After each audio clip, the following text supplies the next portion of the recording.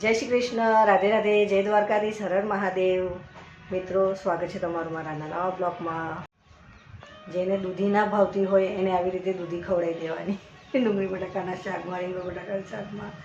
તો ચાલો વિડીયોમાં બન્યા રહેજો। વિડીયો સારો લાગે તો લાઈક શેર કોમેન્ટ કરજો અને ચેનલ પર આવો તો સબસ્ક્રાઇબ કરવાનું ભૂલતા નહીં। ડુંગળી બટાકા આમાં મેં કાપી કાઢ્યા છે। જો મસ્ત ટામેટું, 2-3 લીલા મરચાં, મીઠી લીમડી, 2-3 લસણની કળીઓ આવી રીતે ગોળ કાપી છે નાની નાની। અને આ દૂધી મેં આવી રીતે ખમણીને તૈયાર કરી દીધી છે। તો ચાલો મિત્રો, આજે ડુંગળી બટાકાના શાકમાં આપણે રસો જાડો બનાવવાનો છે। તો મેં આવી રીતે દૂધી ખમણી કાઢી છે। જીરું અને રાઈ નાખી દઈએ, લસણની કળીઓ નાખી દઈએ, લીલા મરચાં, મીઠી લીમડી,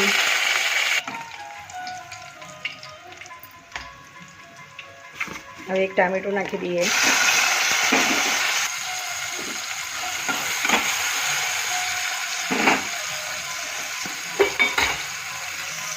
અડધી ચમચી જેટલું હળદર, અડધી ચમચી જીરા પાવડર, થોડો ગરમ મસાલો, 1 ચમચી જેટલું લાલ મરચું,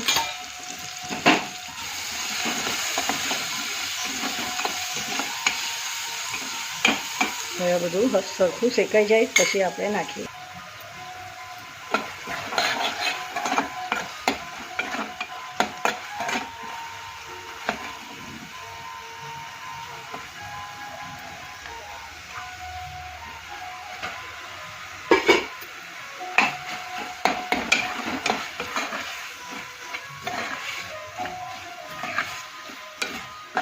મિત્રો, દૂધી આવી રીતે નાખી દેવાની ખમણીને, તો ડુંગળી બટાકાના શાક મસ્ત જાડું રસાવાળું થાય અને એની જોડે રસમાં ગરમ બાજીના રોટલા આવી જાય। તો ચાલો હવે ડુંગળી બટાકા નાખી દઈએ અંદર।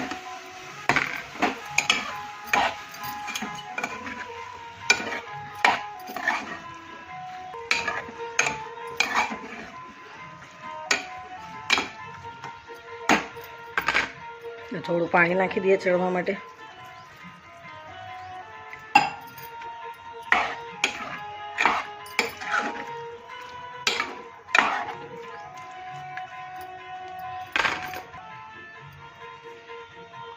થોડું મીઠું નાખી દઈએ।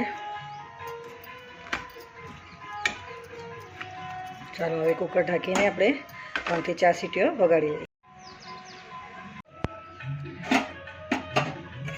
તો મિત્રો, જો ડુંગળી બટાકાનું શાક અને અંદર દૂધી ખમણીને નાખી દઈ તો જોયું કેવું ડુંગળી બટાકાનું શાક એકદમ રગડાવાળું તૈયાર છે, જોઈ લો। ચાલો હવે ઉપરથી આપણે ધાણા નાખી દઈએ।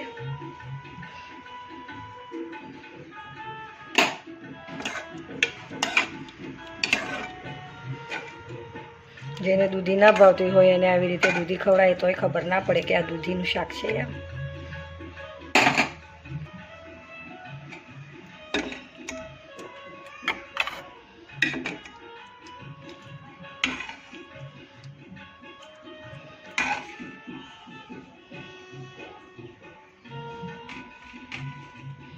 તો સરસ મજાનું શાક બનીને તૈયાર થઈ ગયું ડુંગળી બટાકાનું, અને દૂધી ખમણીને નાખી હતી તે કોઈને પણ ખબર ના પડે એવી રીતે શાક બનીને તૈયાર થઈ ગયું।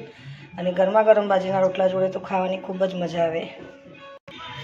તો મારો બાજીનો રોટલો પણ તૈયાર છે, તો જોઈ લો સરસ મજાનું જમવાનું બનીને તૈયાર થઈ ગયું। વિડીયો સારો લાગે તો લાઈક કરજો, શેર કરજો અને ચેનલ પર આવો તો સબસ્ક્રાઈબ કરવાનું ભૂલતા નહીં મિત્રો। જય શ્રી કૃષ્ણ, રાધે રાધે, જય દ્વારકાધીશ।